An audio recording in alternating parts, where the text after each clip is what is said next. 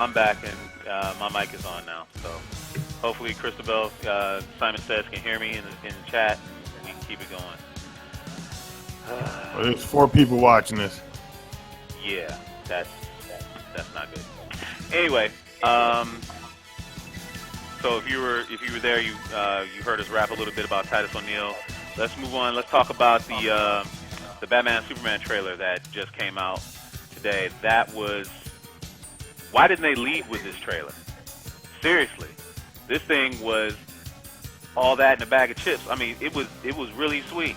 I don't know why they didn't just lead with this trailer, and it didn't reveal Doomsday or anything like that. It got to the core, got right to the action, didn't tell too much about the story, but it made you really want to see it. I mean, Daifuji, you are famously on the fence about not really liking the Batman Superman trailer or Batman Superman movie.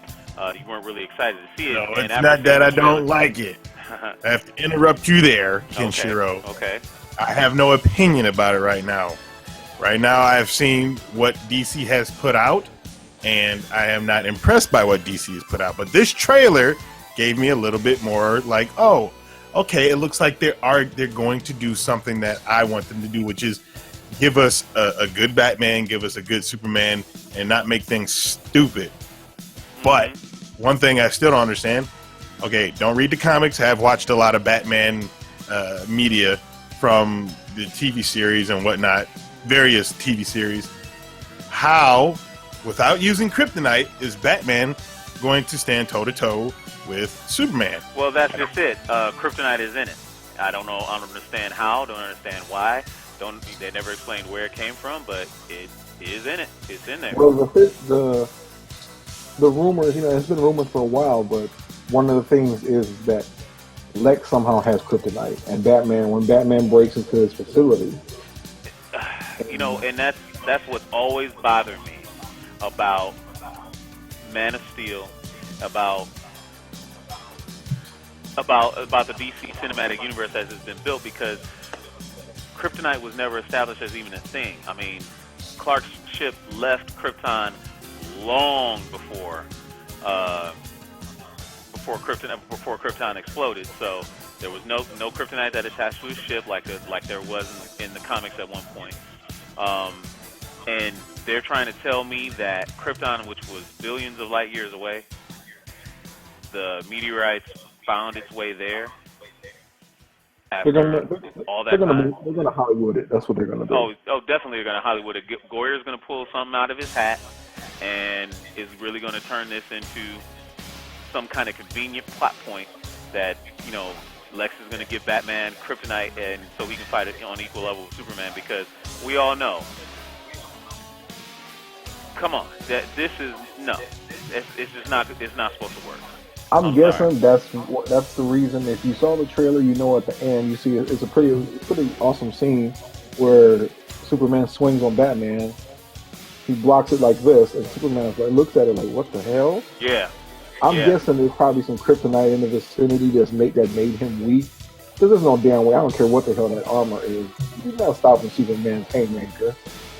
Exactly. I mean, when I saw that happen, that was pretty cool. But all it really did was get Bat fans all in a tizzy. They're like, "Ooh, he blocked Superman's punch!" Ooh, whatever, man. It's just, that's what it is. I mean, the trailer was unquestionably sweet. Unquestionably sweet. The trailer was really good. I liked the way Alfred and Bruce were interacting at the beginning. And there were a lot of money shots. I even liked Gal Gadot's little part in the trailer. They acknowledged that he's the old Batman too. They acknowledged that he's an old Batman. Yeah. He's not trying to be an old actor playing a young Batman. Yeah, and see, here's the other thing too. It's like they acknowledge that he's old, and Ben Affleck. I think we talked about it before, but Ben Affleck is going to be like 50, pushing 55 almost when the Batman movie comes out in supposedly 2020. I think it's when it's supposed to be coming out. He's going to be old as hell. and they won't be able to milk the franchise having an old Batman. That's not going to work. You know I'm what's funny? sorry. Just picking another one. What's funny is that okay, he's playing the old Batman. You know, this is based on the Frank Miller Batman. But this has if you watch the beginning of that trailer, this is the most agile I've ever seen Batman in any other movie. You know, ironically, you are absolutely right. You are absolutely right. I think in our discussion group on Facebook, a good friend of ours, we'd almost have to term him Mr. Negative because that seems like he's all about his negative stuff. Never likes anything, but he's saying, why can't I get a Batman that's doing martial art flips and doing more than just punching people? I'm like, come on, man. I mean, this is the wrong Batman for that anyway, if that's what you want. Like I said, he's supposed to be old, but at the same time, the dude is flipping all over the place. Oh, yeah. Not really flipping, but he's doing like free running moves, and like I said, it's the most agile I've ever seen him in any of the Batman movies. Exactly. I honestly, I can't wait to see it. We only got one more month left, and it's going to be great. I'm excited to see it, but What's going to be better, Deadpool or Batman vs Superman? You know what? I'll let the Big Kahuna answer that because he's actually seen Deadpool. So base your opinion strictly off of what the trailer has shown us so far, and what you know about Deadpool. Which one do you think is going to be the bigger, better movie? Oh, I have to. I don't know because Deadpool is more of a comedy. I mean, you're getting a lot of laughs in this. The action was great. I'm thinking you're going to get more action in Batman and Superman. You got a lot of action in Deadpool, but it's just it's basically just him and some other characters. This one you got all these big characters and they're supposed to be scrapping this and that. I'm thinking the battles, the fights in Batman Superman is going to be more epic, if you want to say that. Almost definitely, no question. Which one do you think is going to be? Do you think it's going to be able to stand up? I mean, because Deadpool obviously is going to be something phenomenal, and we're getting ready to go see it tomorrow as a group. But I mean, Deadpool is damn near certified fresh.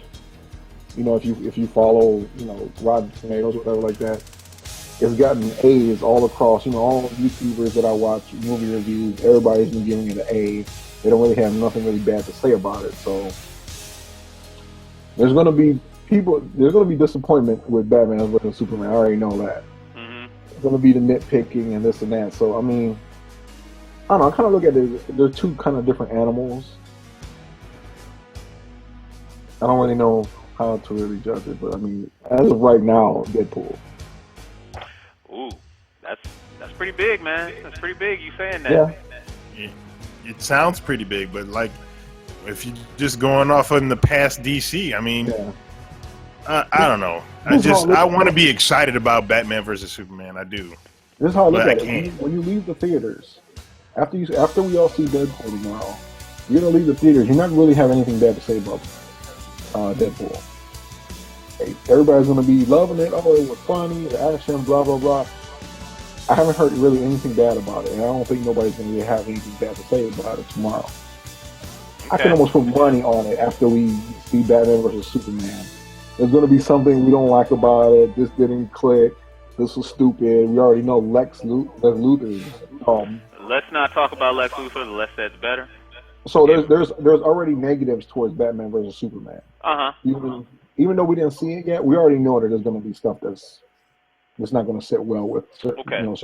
Okay, you know what? I think you're onto something there because, like you said, on the basis of what we know about Batman and Superman already, the fact that we have more than just one negative already puts Deadpool in the win column because we have nothing bad to say about that movie. It looks fantastic from the jump. So okay, I guess we'll see for ourselves in the next month. But definitely, I can't wait to go see Batman and Superman too. So we'll talk about that in a further show. So moving right along, let's talk about Arrow last night. We saw Theo's practically on her deathbed, Nissa comes to Oliver with a deal. Hey, if you kill Malcolm, I'll give you the potion that you need to save your sister. Will it work? Maybe. Will it work long term? Who knows? All I know is that what I saw from this war of between Nissa and Malcolm, and how Oliver was kind of put in the middle and had to get involved, and its resolution. What Malcolm's getting ready to do is something else, and maybe it's William that's in the grave, and not Thea. And if it's William in the grave, who he's talking about killing, maybe he's talking about killing Malcolm and not Damien Dark. That's an interesting twist. That's a good point. Yeah. Yeah, because we still don't know who the hell is in that damn grave. Everybody thought it was Felicity. Oh, yeah. We thought it was Felicity. And then definitely after last week's episode, I thought it was going to be Thea because, she certainly looked like she was dying. So I guess, the producers are doing a good job of keeping us on our toes and keeping us guessing because we really don't know. It's going to be the kid's mom. They're not going to kill the kid. Doesn't care about her. Yeah, of course not. Of course nobody cares about it, but it's like the only person, like they're bringing in this kid into this thing, right? Yeah. I don't see a TV show killing a kid. So what's the next thing? Somebody they can kill off. I don't think they can kill off anybody important because who do they have to kill off important outside of the police chief? In League of Legends, Vandal Savage offed Rip Hunter's son, like point blank. Yeah, but here we go. Killing off those kids, killing off William, killing off Rip Hunter's son, they carry no emotional weight. You don't really care. So it's like, killing off for us, we might not care. But for the character, when it comes to say Damien Dark does kill William's mother, right? Oliver's not really going to care. It carries no emotional weight for him. It doesn't carry any emotional weight for the viewers. So why would they do that? If they killed William, it would be devastating to Oliver because number one, he just found out he was a father. He's just building a relationship with him, and then to have him yanked away before he even got a chance to be a real father in his life, man, that right there would be everything that we're talking about. In the promotional pictures that we saw, Barry's even there consoling him. Yeah. And Barry, why would Barry come over there and console his baby mama? Well, just because a friend of his had a tragedy happen in his life, and it happened from a major villain. I mean, just because she's not important. I mean, I'm just trying to think of who the heck could they kill that, because they didn't seem, too caught up when he says, "Yeah, I'm going to kill him. I think if anybody that was close to, even remotely close to Oliver Queen, and Damien Dark had them killed, he's going to want to kill him. Yeah. Yeah, you're right. So, I mean, I don't know. At some point, I thought it wouldn't be Laurel. I knew for sure it wouldn't be Laurel. I'm pretty safe in assuming it's not going to be Diggle. It obviously is not going to be Felicity now we know Damien Dark took his shot and it didn't work. And so that pretty much just leaves Thea and William. And now that Thea's thing is passed, even though maybe she isn't totally out of the woods yet, there is still a possibility for Nissa's miracle cure to not be so miraculous after all. It could end up being Thea, or it could be William, and I think it's going to be one of those two, and that'll be it. Well, we just have to see, because it is really difficult to say right now, to tell you the truth. Oh yeah, and indeed it is. I'm kind of just happy not having to hear Merlin say, "I'm the demon's head." Like, he always makes it a point to say, "I'm the demon's head." I'm Ra's al Ghul. And now that you bring that up, Nissa throwing the ring in the fire. First of all, how did that ring? That fire must have been super hot. that damn ring melted. Like, I mean, that thing melted within 5 seconds. It was like it was an ice cube. Are you kidding me? Right. So That was that Pure was gold. that was comic fire. comic fire, I like that. Comic fire more than anything. But no, really, I mean, is it that easy to just, hey, I disbanded the League of Assassins, huh? Can she just do that? I mean, aren't there some other forces at play? I mean, there's never just a singular force that says, okay, well, she quit. Somebody's always going to come back behind her and say, well, I'm going to take charge of the league, or something like that. It seems like there's something else there. Like that League of Assassins thing is not over. That's just my Yeah, I opinion. can see that the storyline just ending and that's it. I Yeah, mean, the League of Assassins played a big role for Arrow throughout the whole season. yeah, yeah. It did. I mean, the League of So for Assassins her has to been there just since last year. so for her to just throw that ring that's made of solder and just throw it in the fire that just instantly melts and that's it, no more league. I don't think it's over. That storyline's not over yet. No, it can't be because I mean, a ring is what makes the League of Assassins or makes them swear. See, now I thought that was kind of stupid anyway. That whosoever wears the Demon's Head's ring is Ra's al Ghul and is in control of the League of Assassins. Oh, come on, man. Yeah. They swore fealty to the man. They didn't swear fealty to the ring. That's Yeah. why I always thought that whole thing when, Roz died last year, and all of a sudden when Malcolm just stepped right in and took them over, I thought that was crap. I always Yeah. thought that was crap anyway. He's not even like a believable Demon's Head either. No, he wasn't. I mean, okay, John The guy Barrowman who is the guy who awesome. played Ra's al Ghul, the original one, he was a believable one. Yeah, he was. His demeanor was very menacing. But Malcolm wasn't. Malcolm just seems like a guy that knows a lot of things. It seems like Malcolm knows every damn thing.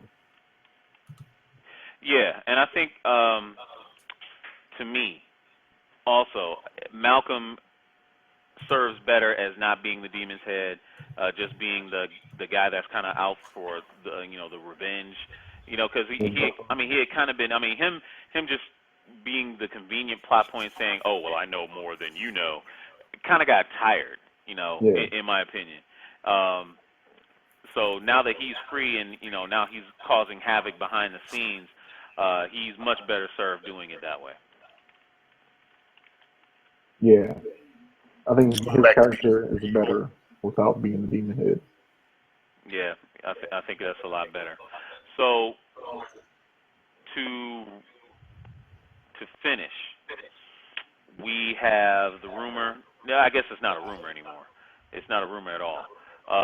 Now we have the news that Azrael, when Gotham comes back, Azrael is going to be on Gotham. And my initial reaction to that is, really? Yeah, I'm kind of like, what? Because it doesn't make any sense. If Gotham is supposed to take place during a time where there's no Batman, he's still a kid, freshly after his parents being, murdered, and they're fleshing out these stories with Commissioner Gordon and people before they were infamous or whatever. My understanding, Azrael was the guy that took over the cape and cowl of Batman when Batman had his back broken by Bane. And granted, again, it's the comic books. They pull from the comic books and make whatever stories that they feel like. But if Selena Kyle's a kid and whatever Poison Ivy's name is a kid and Riddler's young, blah, blah, blah, blah, blah, wouldn't Azrael be either a kid or a really young teenager or something? I have no idea how old he was in the comic book, but still. Yeah, and as far as I know, he's not going to be a kid. It's going to be full blown Azrael as the assassin for the Order of Saint Dumas. So having them in the show actually wasn't that bad. I thought that was actually pretty good. But when they got introduced, I did kind of say to myself, well, maybe they won't do Azrael, but who am I kidding? They'll go ahead and do Azrael because they can't resist throwing everybody. I mean, hell, Mr. Freeze is coming. Yeah, but you can see Mr. Freeze with his wife being a scientist before. He should just have a cameo. But he's gonna have his cold gun. I mean, he's gonna have a facsimile of his cold gun already Oh my made in the show. gosh. Mr. Freeze is like the main character for the season. The mid season is coming up because that's how they're advertising it. Xenogen Zero, you are absolutely right. It does not make any sense whatsoever. I never, you know what? I'm still yet to really watch two, maybe even three seasons of Gotham because it seems it's like so crammed up and it's like every single damn Batman villain is just there and Yeah, it's weird. they Like shouldn't be there. they shouldn't be there. They're all there, no matter they're a little kid, grown, or before they become that infamous villain or whatever. But they're all there. Well, you know what? Like Datakuji brought up just a minute ago, that Ivy kid has disappeared, has Just completely gone. disappeared off the slate, and I'm very happy about that. Now,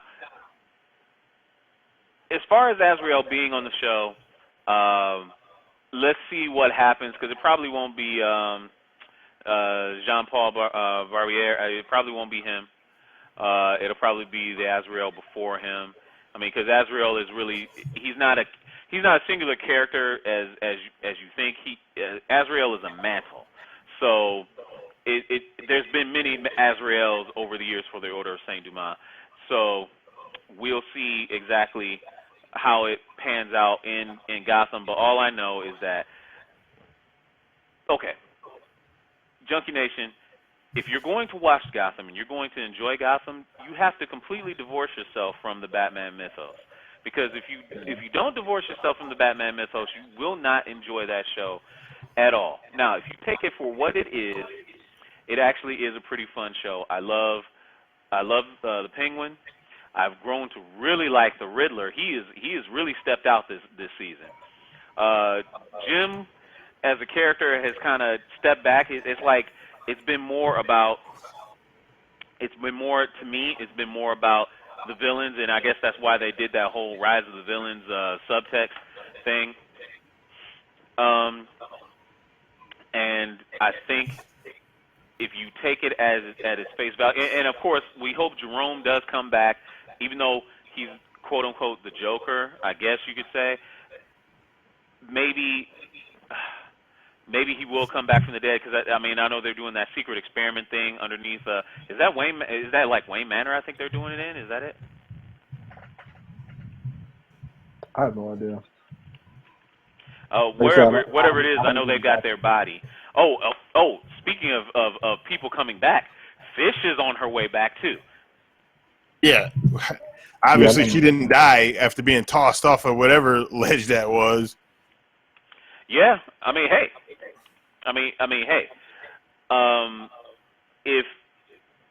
This is comic books. I mean, of course, nobody really truly stays dead. So if Fish is not bad, if Fish is not dead, then anybody come back, even Jerome, and he should have been dead for sure. They shouldn't have killed him in the first place. No, I totally agree with you. They shouldn't have killed him, but Yeah, because from the shows that I did see, he was good. So, now that we've kind of finished that up, we've run through the slate of everything that we had to talk about tonight. We greatly apologize for all the technical difficulties that we've had. YouTube was being crazy. Twitch is not necessarily where we always share our stream, but at some point we are going to make it so we stream to both YouTube and Twitch at the same time so we can kind of reach more people. We hope that you've enjoyed the show tonight. Real quick, tomorrow we're all going to go see Deadpool, so we will not be streaming tomorrow night at 10 p.m. at our normal time. We're going to just take the weekend. We're going to maybe go see Deadpool 1, 2, 3, 4, 5 times. Xenogen Zero, you can see our streaming schedule. You can follow us on Twitch. Not Twitch. Follow us on Twitch. Yeah, that would be great. If you hit that that like button, you'll see a nice little surprise pop up on the screen. But also follow us on Twitter and like us on Facebook. That's where we post all of our updates and when we're going to go live. After the stream ends, I'm going to play a little bit of XCOM 2. I've been meaning to play the second mission in XCOM 2. I already did the first one. See the playthrough below. And yeah, so we are going to go ahead and sign off tonight. Good show, guys. Despite all of our problems, let's make it better the next time. And if you got friends that you know like this kind of stuff, please invite them back. We need to make Junkie Nation grow and go as far as it can go.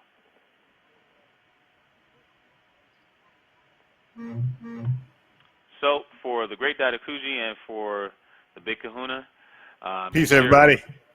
Well, we're going to sign off. We'll see you guys Monday. Monday, Monday, Monday.